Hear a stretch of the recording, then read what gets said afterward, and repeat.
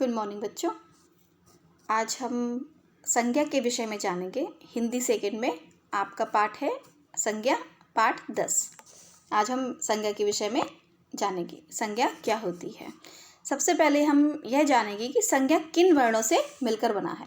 संज्ञा दो शब्द वर्णों से मिलकर बना है, सम धन ज्ञा अर्थात संज्ञा। संज्ञा का शाब्दिक अर्थ क्या है? संज्ञा का शाब्दिक अर्थ होता है नाम। कोई भी नाम वो संज्ञा कहलाती है। संज्ञा अब हम जानेंगे कि संज्ञा किसे कहते हैं।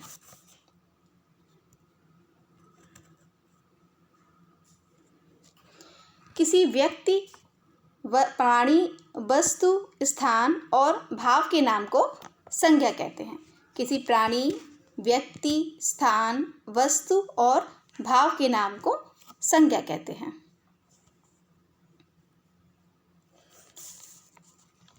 अब संज्ञा के कुछ उदाहरण हम आपको बताते हैं। जैसे हरीश और नवीन विद्यालय में खेल रहे हैं।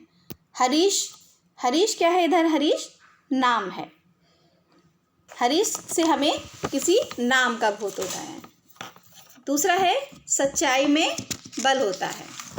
सच्चाई में बल होता है। सच्चाई क्या है? ये सच्चाई से हमें किस चीज़ का बोध होता है? भाव का। सच्चाई और बल, इसमें हमें भाव का बोध होता है। अध्यापिका बच्चों को व्याकरण पढ़ा रही है। अध्यापिका क्या है? ये नाम है।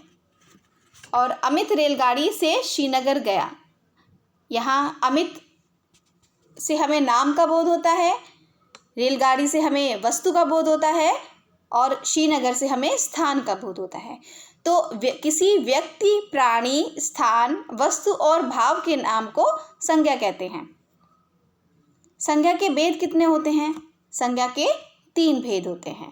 पहला व्यक्तिवाचक संज्ञा, दूसरा जातिवाचक संज्ञा, तीसरा भाववाचक संज्ञा। व्यक्तिवाचक संज्ञा क्या है? जो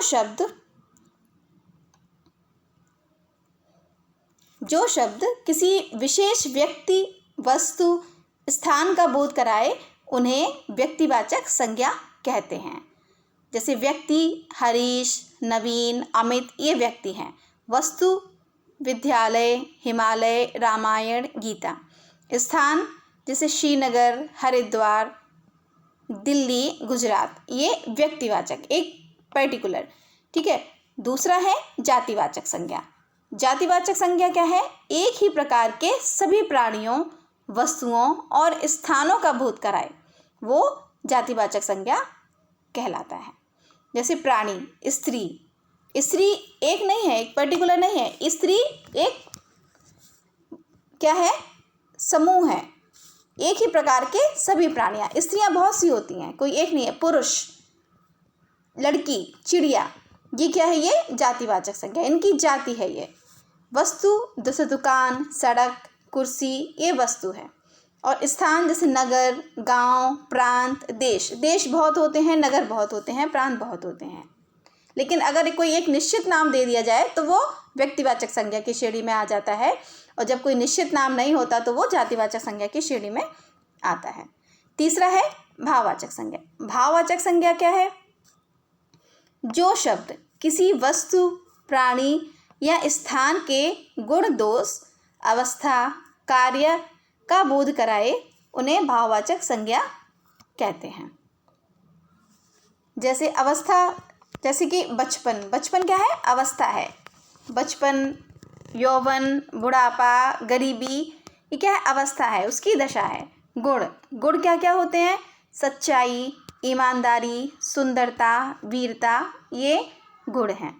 दोष अहंकार क्रोध मूर्खता और कुटिलता ये दोष हैं। भाव क्या है? प्रसन्नता जलन दुख और खुशी ये भाव हैं। और कार्य पढ़ाई लिखाई खेलना दौड़ ये है कार्य। तो संज्ञा क्या है? किसी व्यक्ति प्राणी स्थान वस्तु अथवा भाव के नाम को संज्ञा कहते हैं। संज्ञा के 3 भेद होते हैं, व्यक्तिवाचक संज्ञा जातिवाचक संज्ञा और भाववाचक संज्ञा। अंग्रेजी के व्याकरण के प्रभाव से हिंदी में भी कुछ विद्वानों ने के द्वारा संज्ञा के दो और भेद स्वीकार कर लिए गए हैं। वो भेद हैं द्रव्यवाचक संज्ञा और समूहवाचक संज्ञा। द्रव्यवाचक संज्ञा क्या है? जिन शब्दों से द्रव्य अर्थात पदार्थों का बोध होता है उन्हें द्रव्यवाचक संज्ञा कहते हैं। पदार्थ जैसे कि सोना, पीतल, लोहा, गेहूँ, चावल, पेट्रोल, ये क्या है? ये पदार्थ हैं। तो ये द्रव्यवाचक संज्ञा की श्रेणी में आता है। समूहवाचक संज्ञा क्या है? ये द्रव्यवाचक संज्ञा को क्या होता है? इन संज्ञाओं को गिना नहीं जा सकता, इनको नापा या तौला जा सकता है, ये द्रव्यवाचक संज्ञा कहलाती है।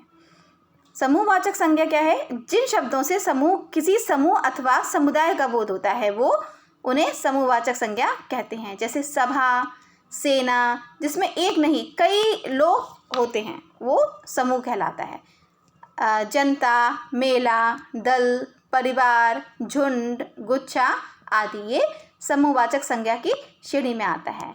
मुख्यतः संज्ञा के 3 भेद होते हैं: व्यक्तिवाचक संज्ञा, जातिवाचक संज्ञा, भाववाचक संज्ञा। लेकिन विषय विद्वानों के द्वारा 2 भेदों को और स्वीकार किया गया है, वो है द्रव्यवाचक संज्ञा और समूहवाचक संज्ञा।